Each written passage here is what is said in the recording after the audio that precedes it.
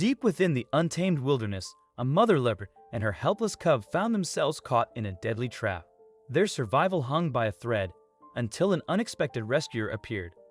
What unfolded next was a breathtaking clash between instinct, fear, and the fragile trust between man and beast. In the heart of southern Africa, just beyond the borders of the Great Solar Game Reserve, lived a man renowned for his unwavering dedication to the wild. Russell and Diane, seasoned veterinarians, had devoted their lives to safeguarding the creatures that roamed the sweeping savannas and thick forests of the region. Each morning, he set out from his modest home, navigating the rough, dusty roads in pursuit of those in need. In the quiet town of Mbali, a serene community resting at the edge of the reserve, the road unfurled for miles, flanked by golden grasses and scattered acacia trees.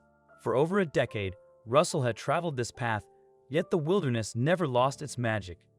Each journey stirred in him a deep, renewed sense of purpose and connection to the land.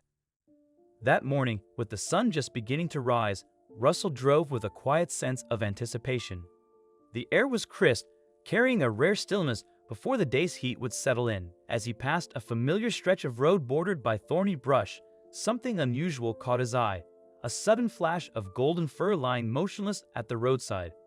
Pulling the vehicle to a stop, Russell's heart began to race. His eyes locked onto the form of a large leopard. Her body contorted, and she was clearly in distress. Beside her, a smaller, younger leopard cub, its eyes wide with terror. It was clear to Russell that something terrible had befallen these animals. You could see the bloodstains on the ground and the way the mother's body trembled, caught in an agonizing trap of barbed wire. The cub's frantic cries echoed through the still morning air, piercing the silence for a moment. Russell's mind raced like a wild leopard. A mother, no less, could be a dangerous adversary. Yet Russell knew instinctively that he had to act. The road was quiet, save for a few passing vehicles, none of which stopped without hesitation. Russell leaped from his truck. His boots thudded softly against the earth as he approached. As Russell approached the Leopards, he could see the extent of the mother's injury. The sharp barbs of the wire were cruelly embedded in her flesh, causing deep, bloody wounds that had left her near immobile. Her breathing was shallow, and Russell could feel the tension in the air. The cub's eyes were wide with fear, and she stood by her side, crying out in distress. But Russell had a gift, a connection to the creatures he treated.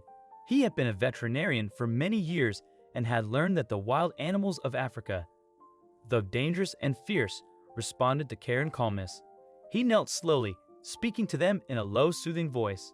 "It's all right," he whispered in his deep, calming tone, cutting through the cub's cries and the mother's whimper. "I'm here to help you." The cub, initially tense, began to quiet, sensing the sincerity in Russell's voice. The mother leopard, though still in agony, allowed Russell to get closer. Her golden eyes, filled with pain and confusion, met his, and in that moment, an unspoken trust was forged between man and beast. Russell gently reached into the back of his truck, retrieving his medical kit, a collection of tools and supplies honed for just such an emergency. But he knew the first thing he needed was to calm the leopard to ensure he wouldn't provoke her into an attack. He spoke softly, his hands extended slowly toward the mother's head. She growled weakly. The sound was faint and unsure, but Russell continued to approach. He pressed his palm to her forehead, a gentle touch that seemed to soften her resistance. Her growl faded in the cub, now huddled close to its mother, ceased its cries, sensing that the danger had passed with the leopard's calm.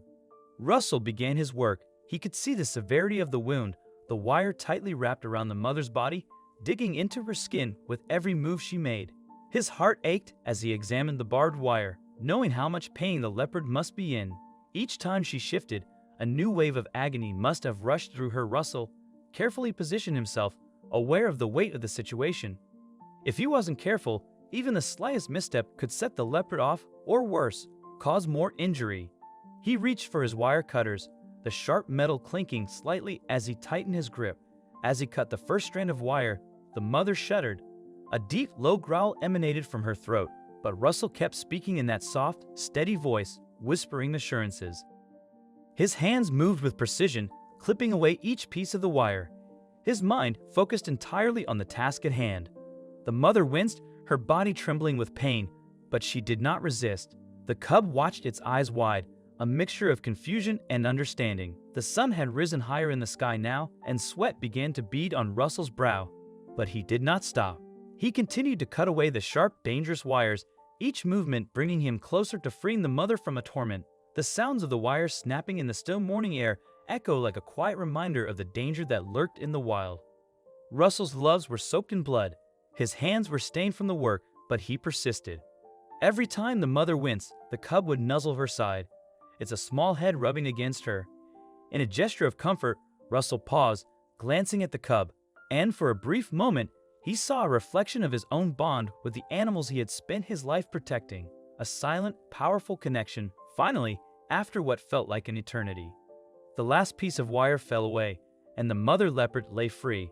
Her body was bloodied, her wounds deep, but the worst was over. Russell stood back, wiping his brow, his heart pounding with both relief and exhaustion. Russell moved quickly to clean the wounds. He had antiseptic bandages and a special ointment to soothe the mother's pain. As he gently applied the ointment and wrapped the wounds, the mother leopard, though still in pain, relaxed, allowing him to work. The cub, now calmer, watched his mother with curious eyes, occasionally glancing at Russell, who continued to work with careful precision. After a few minutes, Russell placed a small portion of meat on the ground. At first, the mother hesitated, sniffing the air, but hunger eventually overcame her caution. The cub pounced on a meat, devouring it with urgency, and the mother followed suit, slowly but steadily eating to regain her strength. It was a small victory, but a victory nonetheless. Russell stood by watching the two leopards eat, their once anguished expressions now softer, filled with gratitude. As a mother leopard finished, she stood up, her legs unsteady. But she was no longer trapped by the agony of the barbed wire. The cub trotted beside her, and together they moved into the dense bush, vanishing from sight before disappearing into the forest. The mother looked back at Russell, her eyes meeting his in a silent thank you. Russell stood there for a moment. His heart was heavy with emotion. The bond between man and wild animal had never been so clear. He had risked his own safety to save a life, and in return, received something far greater than words, the trust of a wild animal. After carefully gathering the barbed wire and ensuring the area was safe, Russell climbed back into his truck. As he resumed his drive to the Solar Medical Center, he knew one truth remained. The work of protecting the wild was never truly finished. There would be more animals in need, more wounds to mend, and more lives to protect. But today, Russell had made a difference. When he returned to the center, his colleagues instantly noticed the fatigue in his eyes, yet it was accompanied by a quiet sense of fulfillment. Without delay, he reported the incident, urging them to survey the area for any remaining dangers that could harm the wildlife. For Russell, it was never about praise or recognition. It was about the quiet, unspoken bond between humans and the wild. As he rinsed the blood from his hands, a gentle smile touched his face, the image of the mother leopard's grateful eyes etched into his memory. His act of compassion toward the injured leopard and her cub was a powerful reminder of our shared connection with nature. In such moments, empathy becomes a force that can heal, protect, and transform lives. What do you think of this story? Let us know in the comments section. I hope you liked this story. Please give it a thumbs up and subscribe to our channel. Also subscribe and press the bell icon to never miss the update from our channel. Thank you.